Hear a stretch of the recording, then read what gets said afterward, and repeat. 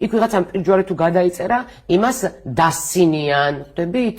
იქ ვიღაცამ ეკლესიაში წავიდა, თქვა თუ მარხულობს, თუ აღსარებას აბარებს, თუ ეზიარება, თუ ასე ფიქრობს, ხო? ის რაღაცნაირად ხდება გარიყვის, ასე ვთქვათ, თითქოს რაღაც ისე ვერ აზროვნებს რა, რაღაცა აი არ არის იმ დონე და არის რაღაცეები რეალობაში, არის რაღაცეები.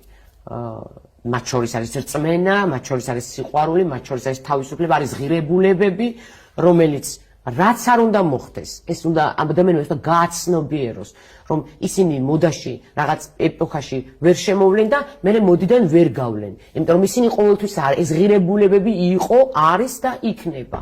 აი ეს ადამიანები, რომლებიც აი ამ ტენდენციებს ექვემდებარებიან და ძირითადად ესეთი ადამიანები ხშირად ძალიან დეპრესირებულები არიან, უსუსურები არიან შიგნიდან, იმიტომ რომ საყრდენი არაფერშია.